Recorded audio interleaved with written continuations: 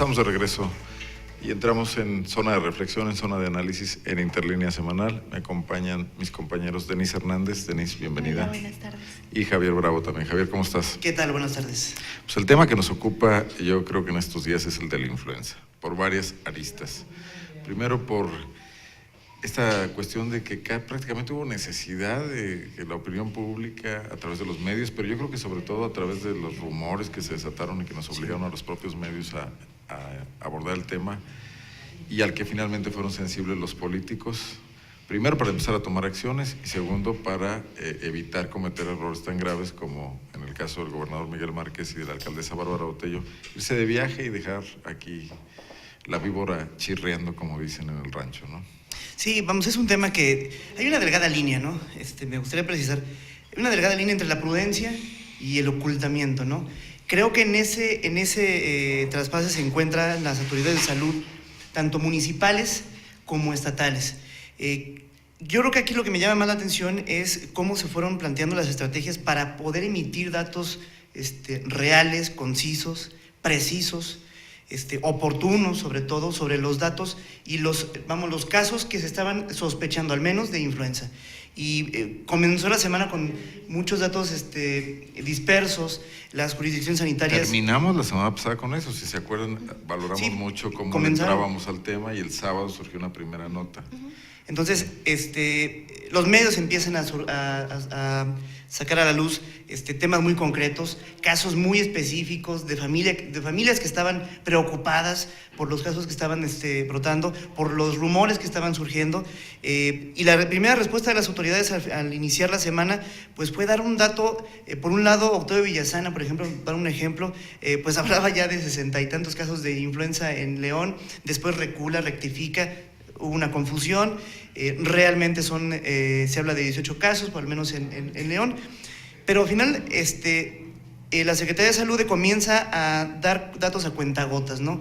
Comienza primero con algunos casos, no precisa cuántos casos por municipio, sobre todo en las grandes ciudades. El corredor industrial, pero nunca dicen. Creo que ni ellos sabían. No sabían con precisión, porque aparte viene finalmente una línea, digamos, a nivel nacional por parte de la Secretaría de Salud, que es donde realmente se encuentra la contundencia, ¿no? Porque todos estos casos que se recogen en Guanajuato van y se analizan al Distrito Federal, la capital del país. Eso hay que aclararlo.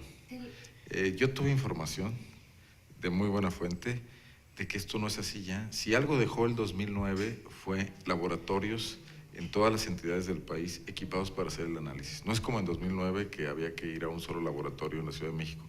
En el Laboratorio de Salud Pública que se encuentra aquí en León, en el Boulevard Delta, ahí la capacidad, se puede ya saber con precisión si un virus es de determinadas características o de otras. Lo que mencionan propiamente algunos doctores todavía del Hospital General es que se está esperando todavía la confirmación, ¿no? Y es lo mismo que dice hoy el gobernador, hace un ratito declaró en Irapuato, que todavía están esperando que les diga la autoridad federal qué es lo que está pasando, ¿no? Ellos hablan de que no hay un ocultamiento de información, sino que más bien están esperando todavía que el día de hoy la autoridad federal determine si se trata de los casos de influenza H1N1.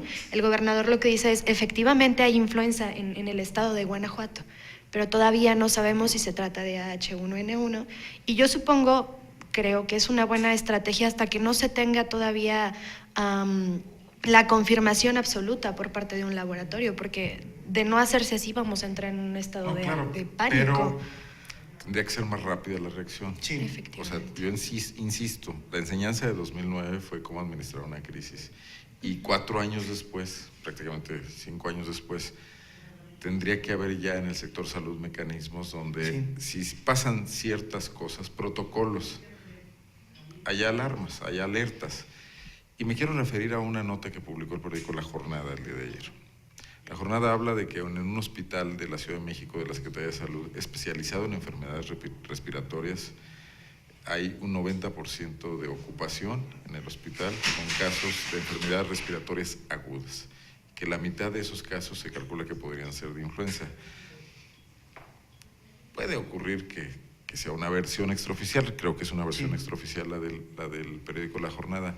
Sin embargo, médico que trabajó de cerca en 2009 con José Ángel Córdoba me comenta que fue ahí, en ese hospital, donde en 2009 se detectó por primera vez la eclosión del brote que condujo a todo lo que ya sabemos, ¿no? A decretar una alerta nacional.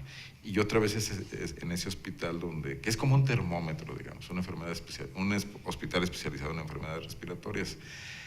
Entonces yo creo que lo que estamos viendo sí es una pérdida del aprendizaje de 2009 por parte de las instituciones públicas de salud en este país, que están actuando con la misma lentitud que en 2009, cuando el virus ya se conoce, cuando ya se conoce su impacto, cuando hay vacuna, cuando hay el medicamento identificado para atacarlo, cuando se sabe que hay una temporada invernal más cruda que en otros años. Entonces yo creo que esta tardanza, de la que ciertamente pueden ser víctimas los estados, los municipios, los hospitales regionales del IMSS o del ISSSTE, es producto de una falta de coordinación que está ocurriendo a nivel de la Ciudad de México, de la Secretaría de Salud. Sí. Y el otro rumor que ya está muy fuerte es que la doctora Mercedes Juan podría hacer uno de los primeros cambios en el gabinete de Enrique Peña Nieto. Que esto viene a ser una gota que derrama el vaso. Sí, los estados tienen la capacidad para analizar los casos. Lo que no pueden los estados, nada más déjame decirte, es dictar una política que es nacional, que es la de salud. Por supuesto. Pero sí podrían urgir a que haya definiciones federales. Exactamente. Creo que esa postura es la que no ha logrado consumarse y por lo tanto, incluso a nivel local, pues hubo este desconcierto. El desconcierto lo hubo desde la Secretaría de Salud de Guanajuato, porque al final la línea para informar de los casos se ha definido que descienda de la Secretaría de Salud Federal. ¿Sí? Y con el gabinete de seguridad ocupado en Michoacán, pues supongo que no hay mucha atención a estos otros temas, ¿no? Exactamente, entonces creo que esa es la razón, finalmente, el fundamento ahí está. Creo que Hay otro indicador, Javier, permíteme comentarlo y traerlo al debate, que es la información oficial de que 25 estados norteamericanos tienen un brote de influenza H1N1 declarado oficialmente. Y nadie puede negar la intercomunicación que tenemos cada uno de los estados de este país, Guanajuato particularmente, con los Estados Unidos. Y de ver la diferencia que hay estructural entre los dos países. Vamos, allá de plano se aprendió la contingencia. Varios decenas de miles de migrantes en estos días. Así ¿no? es. Sí, claro. Vamos, el flujo de personas que van a estar circulando por el aeropuerto va a ser mayor. Los convenios que están estableciendo a nivel turístico no son menores. Están suponiendo finalmente un flujo mayor de visitantes de Estados Unidos a Guanajuato y viceversa. Creo que eso no se puede tomar como un dato menor. El otro asunto es la coordinación. Finalmente, la Secretaría de Guanajuato, la Secretaría de Salud, de Guanajuato, sigue el ejemplo de la Federación y le dice a los municipios: nadie informe nada hasta que yo lo diga. Pero estamos hasta que me vacíen los datos. Actitudes burocráticas. Sí. Hoy Se está tomando una postura burocrática, ante un problema social. ¿Sí? Algo que ya está palpado entre la sociedad, que ya los medios de comunicación están tratando de atrapar. Si bien no es necesario y no se requiere finalmente una alarma generalizada, que los mismos medios de comunicación provoquemos incluso una psicosis social, correcto. Pero también... La psicosis ya está producto de los rumores. Exactamente, porque faltó una postura oficial, una postura enérgica en todo caso, si en todo momento al final la Federación es la que está atrapando, digamos, empantanando la información. Sí, y de previsión, no obstante, ¿no? Justamente ahí los que se están viendo lentos, pues finalmente son las autoridades federales. No obstante, hay un asunto aquí en los hospitales en los que también los doctores están denunciando que hace falta atención para los pacientes. Están denunciando que ya los lugares son insuficientes en los hospitales y que incluso la empresa farmacéutica que tiene que encargarse de entregar los medicamentos para la enfermedad no está surtiendo de manera completa. ¿Te refieres al Seguro Popular? Pues me refiero particularmente al asunto del Hospital General Regional, ¿no? El día de hoy... Probablemente es el tema del Seguro Popular, ¿no? Lo administras de esa manera. Ajá, sí. Del Continental de Medicamentos, que hoy está otra vez en la palestra con temas públicos en una publicación de la M, ¿no? Así es. Hoy justamente por otras razones. Nos hacían ese llamado también, ¿no? De que nos decían, es que no tenemos camas suficientes, no nos estamos dando abasto. porque están hasta ahorita hablando de una política de prevención cuando el problema ya lo tenemos enfrente, ¿no? Porque el llamado de las autoridades sigue siendo a prevenir. Bueno, es que sí hay que hacer una contención, porque hay muchos que no estamos enfermos y no deberíamos enfermarnos. Claro. Incluso hay grupos de riesgo. O sea, los grupos de riesgo es el 30% de la población, o sea, los menores de 5 años, los mayores de 60, los diabéticos, los que tienen tratamientos contra determinadas enfermedades, es un 30% de la población, no es desdeñable. El problema es lo que dicen los doctores, que la enfermedad está atacando principalmente a los adultos jóvenes. Que entonces están fuera del grupo de riesgo. Ajá, exactamente, y a los que se está vacunando, más bien a los que se está cuidando más es a los niños y a los adultos mayores, que son los que ya tienen la vacuna. Marca el protocolo. Exacto, entonces lo que mencionan los doctores es que hay que prestarles una atención muy particular también a los adultos jóvenes, que son los que se están contagiando en mayor medida. Hemos visto esfuerzos aislados, hemos visto anuncios, digamos, particularizados. El gobernador no va a su viaje, la alcaldesa no va a su viaje, se va a vacunar en el aeropuerto, se toman ciertas medidas, pero lo que no hemos visto es una estrategia integral que incluya, bueno, pues no solo la autoridad estatal, sino también a la autoridad federal. Hay que ver si lo amerita, pero yo creo que así harían falta mensajes claros en este momento, ¿no?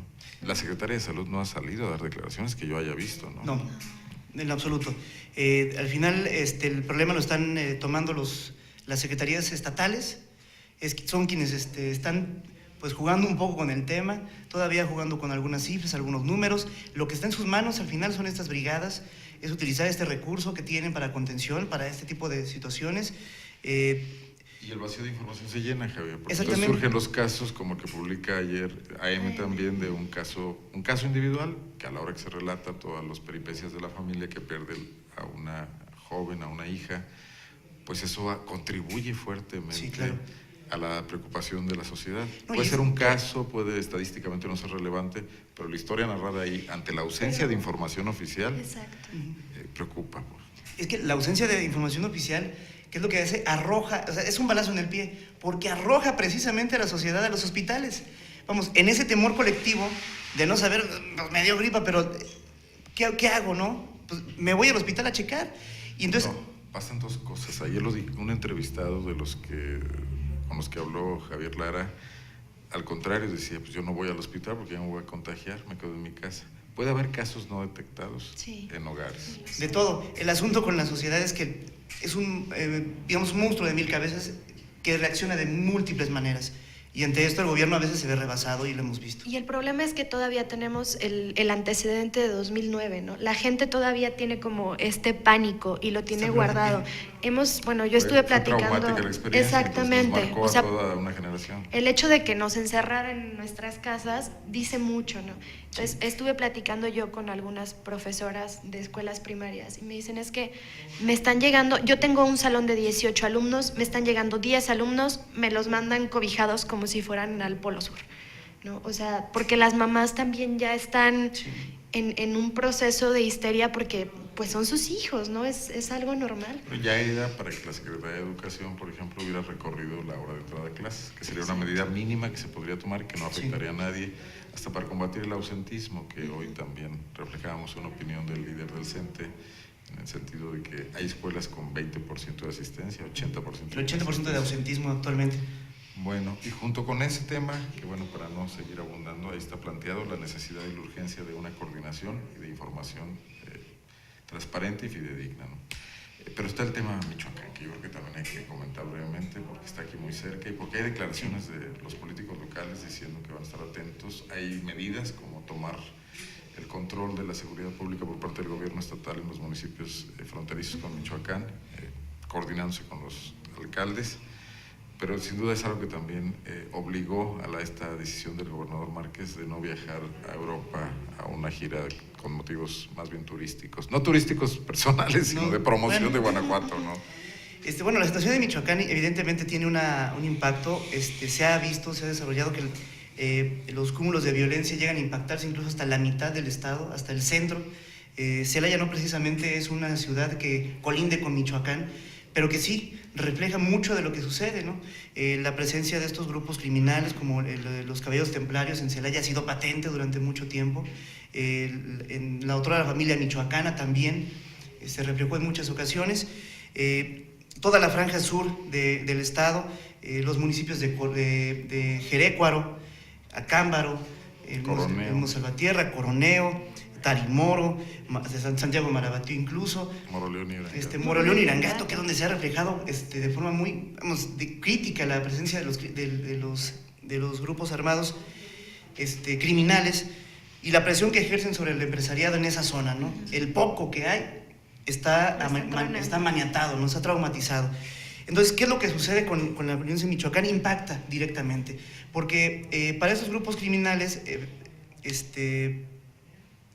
decían algunos periodistas especializados en el asunto, pues realmente no hay a veces una frontera entre Estado y Estado. Ellos manejan zonas completas de criminalidad que se extiende por fronteras, ¿no? Y atraviesa fronteras sin ningún problema. No, y tienes el otro indicador. La Procuraduría de Justicia de Carlos Amarripa había venido dando una serie de golpes contra grupos a los que siempre identificaba como células de los caballeros templarios. Siempre. Pero más rápido agarraban una en que surgiera otra.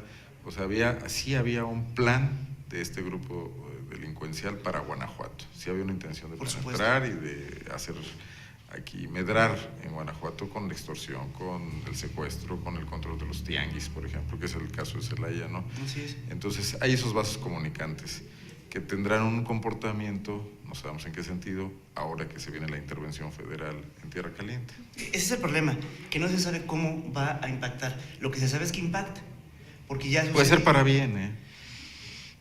Habría que ver la dispersión de los grupos. Exacto. Es decir, hacia dónde corren estos nuevos grupos y dónde se reacomodan.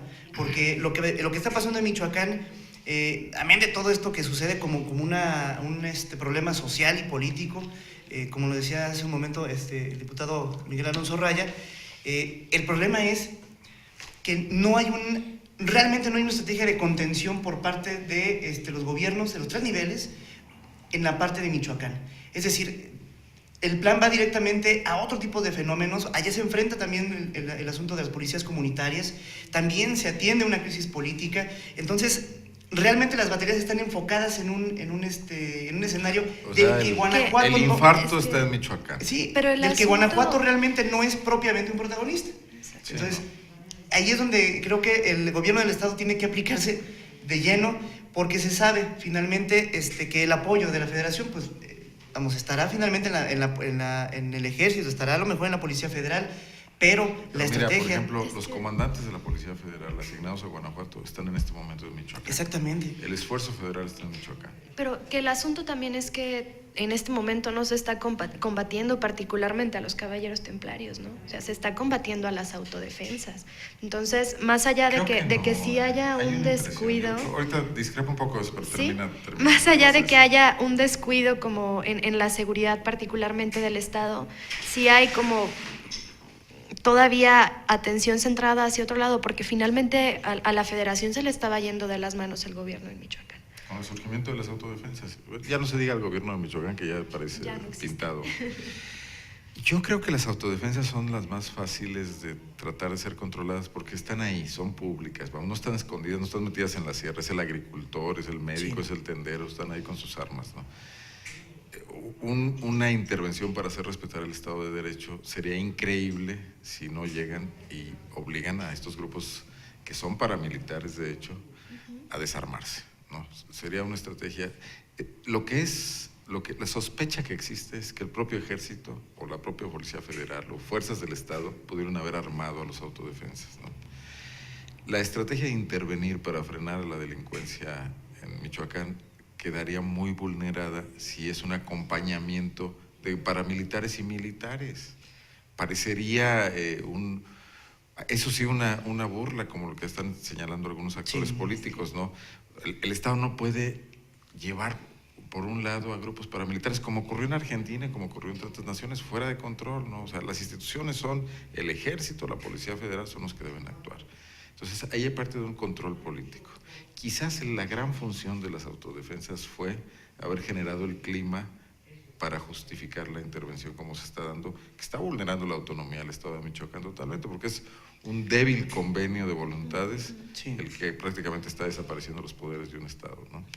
Entonces sí tienen que hacer eso. Ahora, ¿qué es la consecuencia? ¿Qué sería lo lo deseable para la estrategia federal, no digo que para el éxito de la pacificación, que sí den con los líderes de los caballeros templarios, que sí logren hacer detenciones significativas e importantes, porque de no hacerlo, estas autodefensas desarmadas van a ser víctimas de represalias en corto tiempo, y eso va a ser todavía peor.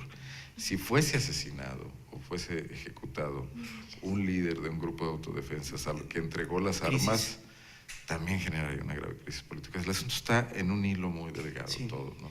Por eso llega este comisionado federal con línea directa con la Presidencia de la República, con la posibilidad de manejar recursos de Hacienda para hacer lo que se requiera, la inversión que sea necesaria, con el Ejército y con la Policía Federal, pasando por encima de los ministros del gabinete, ¿no? Como un verdadero líder de una operación como la invasión de Normandía, ¿no? Con manga ancha para hacer muchísimas cosas. Porque si se entrampara en los lineamientos burocráticos normales en el gobierno, con lo que está pasando en el asunto de la influenza, de que un burócrata dice que no, pues, lo mandan ahora sí que literalmente a una guerra sin fusil, ¿no? Pero por eso es que la primera etapa consiste en desarmar las autodefensas, porque es lo más fácil. Está también el señalamiento, ¿no? O sea, creo que sí es necesario rescatar el señalamiento que hace, por ejemplo, el obispo de Apatzingán, ¿no? Que dice, ¿por qué primero se van contra la gente? Porque hay que reconocer que también hubo muertos en la operación, ¿no? De días pasados. Hubo muertos por parte del ejército hacia los civiles. Entonces… Eso está por ser esclarecido, no se sabe qué pasó, pero ciertamente es algo que tiene que aclararse, si fue un acelere de un militar o de un soldado, de un jefe de una columna del ejército que falló, ¿no? Pero sí fue un muy mal inicio. Eso es a lo que está sujeta la operación, a perder credibilidad muy rápidamente en un territorio muy amplio por incidentes. Y que también hay que ya darse cuenta de que ya no son tiempos, por ejemplo, de Atenco ni de Acteal, en los que se iba de las manos la situación y finalmente la gente no se enteraba y nos quedábamos con una sola versión, ¿no? Porque inmediatamente después de que ocurren los hechos en Michoacán esta semana, empiezan a salir en redes sociales qué es lo que está viendo la gente, ¿no? Porque estaba así la visión del gobierno, pero en redes sociales también teníamos la visión de la gente, y cuando matan al civil, incluso subieron de inmediato el video, ¿no? De la ejecución. Entonces, creo que todo sí eso está expuesto a la intervención federal, pero al final del día el objetivo tiene que ser pacificar la zona, y eso no podrá ser si no detienen a la Tuta y al Nazario y a todos estos personajes, ¿no? Que yo creo que esos no van a entregar las armas como las autodefensas, ni los van a convencer en una reunión, ¿no? Que también va a haber enfrentamientos. El asunto fue que dijeron que las autodefensas habían entregado las armas y que el mismo Mireles había dicho, entregamos, y Mireles dijo, eso es mentira, yo no lo dije. Es el descrédito el que está Mireles está en una situación muy rara, ¿no? Muy delicada porque está aislado en la Ciudad de México. O sea, nadie, en ninguna operación o en ninguna situación, un líder que se encuentra ahora sí que literalmente en manos del enemigo, pues quizás no sea el enemigo, bueno, pero él no tiene manera de comunicarse fácilmente con sus seguidores. Ahí va a tener que ser sustituido por otros, que son con los que va a negociar el ejército, el gobierno federal. Yo no quiero ser muy suspicaz, aunque probablemente lo soy. Es tu trabajo. Pero hablamos de que primero sufre un accidente Mireles, y a los días comienza la operación, ¿no? Es obvio que era bueno tenerlo en la Ciudad de México, que era uno de los liderazgos más fuertes. Pero también hay que ver, o sea, si verdaderamente el asunto del accidente fue accidental, ¿no? Porque, qué casualidad, ¿no? Pues digo, se puede sospechar sobre todo, yo insisto, el reto del gobierno federal es pacificar la zona. Si al final del día, y después de todos estos incidentes, y 1000 sospechas que sobrevivan, la sospecha de que las autodefensas estén armadas como paramilitares por el propio Estado mexicano. Sí. 2, por el narco de un cártel rival como es Jalisco Nueva Generación, ¿no? Todo eso pasará a segundo término si se logra establecer el Estado de Derecho, si se logra detener a los cabecillas de los templarios, si se erradica la producción de droga en la zona.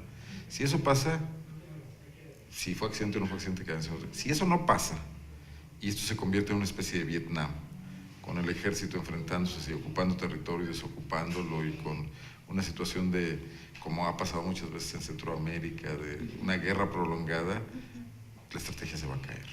Es ¿no? que y entonces va a haber cosas peores que el accidente sospechoso, ¿no? Sí, mucho peores y muchos más muertos. O sea, la gente tiene que actuar muy rápido, Alfredo Castillo, tiene que dar resultados muy rápido, tiene que combinar una buena estrategia mediática con una acción política contundente y militar, ¿no? Ahorita ya ocuparon los centros de las ciudades en 23 municipios, pero no han ocupado la sierra y no ha habido más que una Lo detención. complicado es que se tiene que atacar en 2 vías.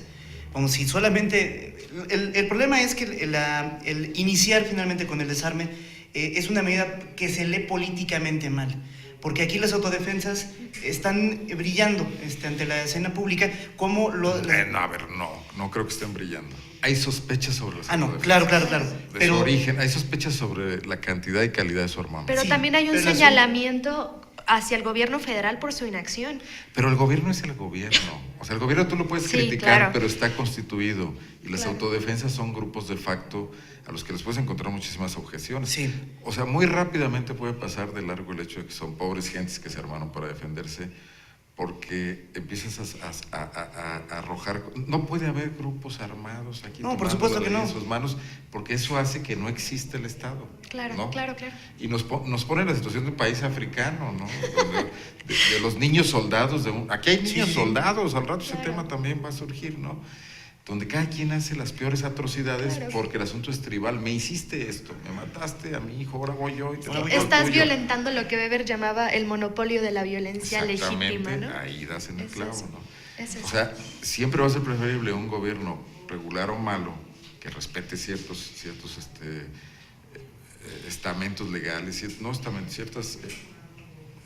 un marco legal. Un marco legal, el al Estado que de tú Derecho. puedas criticar, ¿no? A una fuerza irregular armada que ni siquiera te va a permitir, a ti como periodista, ir y criticarlos, ¿no? Que también hay un asunto ahí de que también el Estado ya estaba muy mermado en... El Estado estaba... Inexistente. Exacto, estaba muy mermado en Michoacán, ¿no? Y también el Los hecho de que el gobernador a ver, haya desde el momento decidido... en que le cobran cuota a los presidentes municipales sobre las participaciones federales, No, y más allá... el gobierno eran los Completamente templarios, vulnerable. ¿no?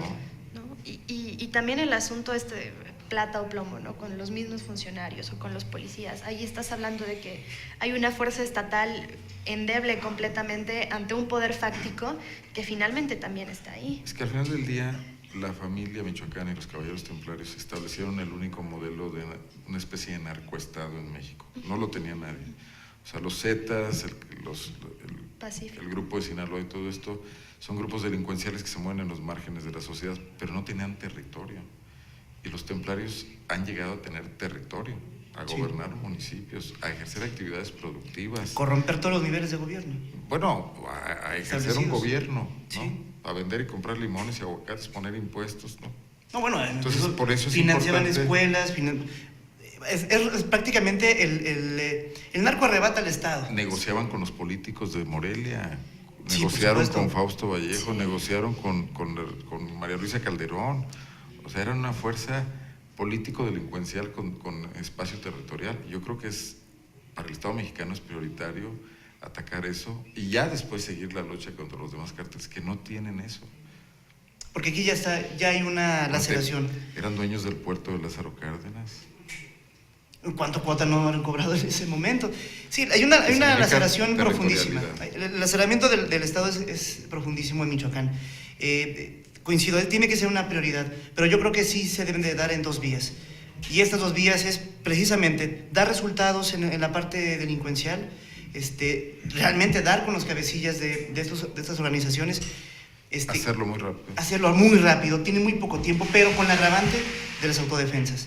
Entonces, creo que el trabajo es, Y al rato va a surgir sería otra cuestión. Pero van a surgir problemas políticos, porque Fausto Vallejo puede estar vulnerado, pero en Michoacán también hay PAN y también hay PRD. sí, Y tienen presencia importante, y tienen diputados en el Congreso, y tienen alcaldías, y tienen conexión con sus líderes nacionales. Y entonces el tema va a empezar a estar en las cámaras también, como lo decía aquí Alonso Raya. Van a pedir que comparezca Alfredo Castillo. Entonces, y la política va a empezar a entrampar las cosas. sí. Bueno, seguiremos viendo qué pasa en Michoacán, si les parece, ¿no? Rápidamente, hay 2 temas, el PAN y el PRI, que palidecen frente a esta situación, ¿no? Si el PRI hace o no elecciones en Guanajuato, parece que a nadie le importa mucho. Sí, sí. Y el tema del PAN con esta debacle en la que se encuentra, producto de la evidencia de que sus altos jerarcas políticos están actuando, ahora sí que también como un cártel mafioso con el manejo de recursos del presupuesto federal, ¿no? Los famosos moches. Así es, en esos términos. Bien, revisamos ambas cosas rápidamente. Rápidamente, en el PRI de Guanajuato, cuando se pensaba que ya se iba a ir a una contienda, cuando se pensaba que ya iba a haber certidumbre en una convocatoria en este mes de enero, pues se nombra finalmente un nuevo delegado por parte del CEN, quien pues estaría revisando las condiciones de unidad que tiene el partido, quiénes son los antagonistas de esta historia, quiénes son los interesados y cuáles son las condiciones.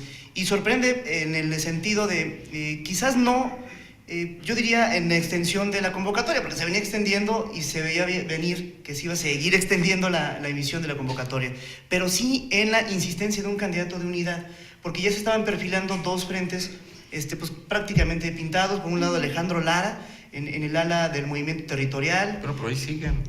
La Los idea del candidato de unidad sí, de claro. México, no de los guanajuatenses, no Entonces, de Gerardo Sánchez, no de Arroyo. Pero el Villa. asunto es que los priistas suelen ser muy disciplinados. Entonces, si de arriba les cae Bueno. la orden... No, aquí ya no. Bueno, en Guanajuato no brilla mucho por Son su disciplina. disciplinados hasta que les tocan sus intereses. Sí. Como aquí les están tocando sus intereses. Sabe. Por un lado, recapitulando, Alejandro Lara con el ala de el arroyismo y el torreslandismo, cobijándolo, y por otro lado Santiago García con la CNC y lo que le han llamado el grupo de Bárbara Hasta ahí Montiel. interviene la geopolítica y la situación de Michoacán. Yo creo que César Camacho lo que quiere evitar es que en Guanajuato se le surja un problema. Guanajuato está vecino de Michoacán. Que ya viene elección y que en la elección los priistas se trencen ahí en agravios mutuos que pueden pasar a mayores, robo de urnas, enfrentamientos y todo. Pues va a voltear Enrique Peña Nieto y le va a decir, oye, no me descompongas Guanajuato, ya con Michoacán tengo, ¿no? O sea, nadie quiere tomar una decisión donde hay tanto conflicto, ¿no? Entonces le van a estar dando largas. Por eso la idea del candidato de unidad, ¿no? La idea del candidato de unidad es evitar una confrontación. Enfrentamiento. Porque saben que difícilmente en Michoacán van a refrendar un gobierno. Yo lo veo muy difícil. Bueno, pero ahorita el tema ni siquiera es ese, el tema es... El asunto es... Hasta las 8 columnas de algún periódico serían delicadas en este momento. Sí, entonces Guanajuato se sabe que el prismo de alguna manera va en ascenso. Pero mientras Peña Hay un- trata de pacificar Michoacán, César Camacho incendia Guanajuato políticamente. Pues, digo, por eso, no tendría congruencia.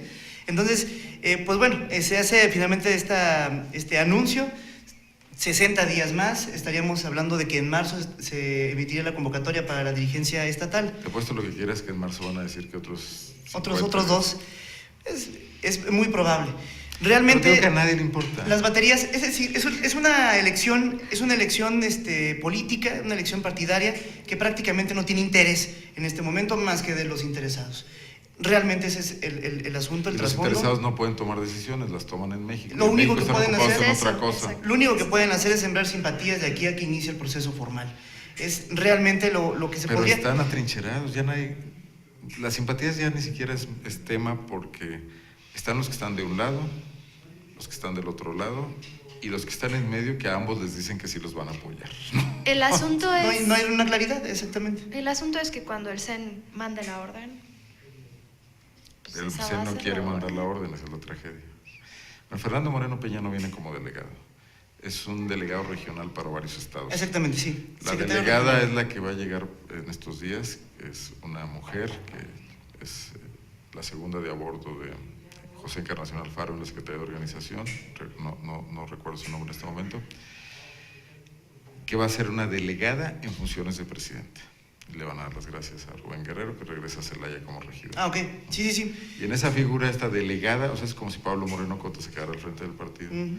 Esta delegada en funciones de presidenta puede ir alargando los tiempos. Yo creo que el tema principal es cómo se tranquiliza Michoacán, ¿no? Y ya luego verán qué pasa en Guanajuato. Sí, es el paso Creo que siguiente. Sí, impacta. La prioridad es Michoacán, sí, estoy de acuerdo. La prioridad es Michoacán, y en base a lo que suceda, en base a cómo vaya progresando este tema durante el año, será el termómetro para decidir si ya se emite una convocatoria en Guanajuato.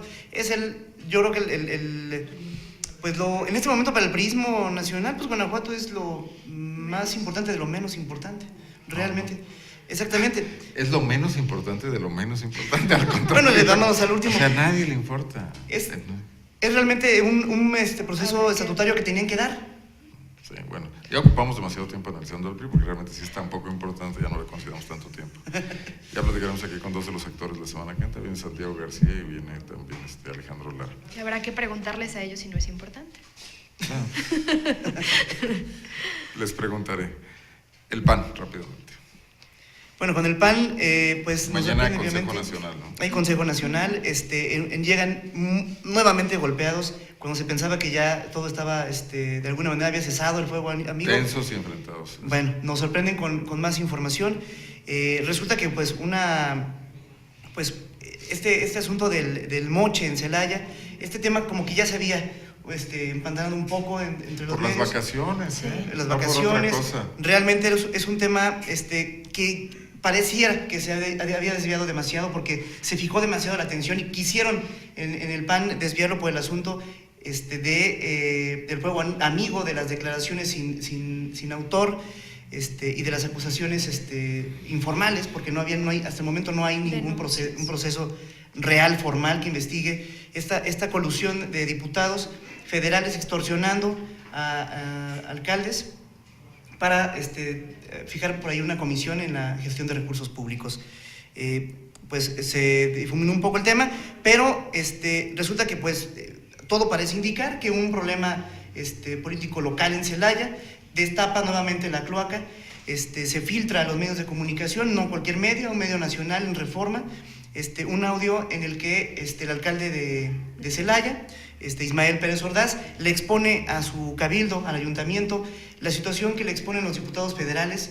Habla él de un grupo de diputados, no habló de partidos. Una cúpula, dijo. Una cúpula. Una cúpula de diputados, no habló ni de nombres ni de partidos. Pues le está pidiendo el 35% del costo de una obra como comisión para la gestión, e incluso le están indicando qué constructora debe de hacerlo. ¿Es una obra es o un proyecto, varias perdón. obras? Es un proyecto, era un proyecto que iba a realizar una empresa, pues le dictan qué empresa y le dictan cuánto es para la obra y cuánto es para ellos. Esto pues obviamente destapa muchas versiones, muchos le achacaron, no sabemos si con mucha razón, pero al final las acusaciones hicieron que todo señalara al diputado y coordinador de la bancada panista, Luis Alberto Villarreal, que ya había sido señalado por las mismas Estaba prácticas. su nombre en el imaginario. Así es. Y al mencionar que es la cúpula, pues lo identificas. El asunto también era la empresa, ¿no? Porque la empresa tenía conexiones con el diputado. Se supone, hasta ahora se ha comprobado el diario Reforma, que finalmente es el que sacó la información, al que le filtraron el audio y quien dio seguimiento a la empresa, pues hay muchos exfuncionarios coludidos en esta empresa, involucrados en esta empresa, relacionados, que fueron funcionarios en el gobierno de Felipe Calderón. Entonces, esto destapa muchas vertientes en el PAN. No, lo que yo veo claramente es la división popular, el enfrentamiento contra Madero de varios actores políticos, señaladamente Ernesto Cordero y Josefina Vázquez Mota. Oliva, muchos sospechan que puede estar en negociaciones con Madero y que todavía no está claramente del otro lado. Sí. Y une también lo que tú mencionas, una división local, que es la del alcalde Ismael Pérez Ordaz con el exdiputado federal Martín Rico. Que lidera un grupo al interior del panismo celayense. Hay una fractura ahí que le hemos dado seguimiento puntual en Zona Franca, a partir de la renuncia del secretario de Ayuntamiento, Vicente Caracheo, que fue, digamos, la gota que derramó el vaso a nivel local, después también de la renuncia forzada de Raimundo López, quien fuera director de Desarrollo Social en ese municipio. Todo lo que apunta, las especulaciones, los entramados políticos, es que Vicente Caracheo grabó al alcalde, ¿no? O sea, el secretario Vicente Caracheo filtra de manera... Bueno, primero lo graba. El hecho delicado es que lo graba. Lo graba primero. Lo graba a escondidas a su jefe. Esto fue en noviembre, cuando ya estaban en conflicto, así es. Y luego lo corre. No por eso, porque el alcalde ni siquiera sabía que lo estaban grabando. Pero vamos, lo que digo es la fractura que atraviesa Acción Nacional es longitudinal, sí. Está desde la cúpula hasta las bases. Hasta los niveles locales, sí. Que a pesar de todo ellos... Así llegan a este consejo. Lo están negando, ¿no? O sea, me llamaba la atención, el lunes Alfredo Lin decía, es que no es cosa del PAN, es culpa del PRI, porque el PRI es el que nos está espiando. Lo cual con toda propiedad y con todo respeto déjame decirte que es una babosada.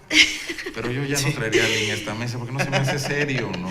Claro, o sea, el propio Lin generó una división en sus regidores del ayuntamiento. pero el asunto... Mala e inoportunamente sus decisiones. El asunto más allá, creo yo, de la fractura interna, también la lectura que se da hacia afuera, ¿no? ¿Qué lectura nos están dando a los ciudadanos? Es que ya está del tan grave PAN? la fractura que ya no les importa que se piense afuera. Oye, y O yo sea, creo que algo... es una fuerte lucha por el poder que tiene una connotación. O sea, que tenga liderazgo en Acción Nacional puede capitalizarlo política, económicamente muy rápido, sí, por la necesidad que tiene Enrique Peña Nieto de un respaldo en las cámaras, frente a lo que le pasa con la izquierda en este momento y con López Obrador, ¿no? Para sacar adelante lo que falta de las reformas. Es Se que vería muy mal si la legislación secundaria de la reforma energética no la avala el PAN, ¿no? Sí, Lo necesita.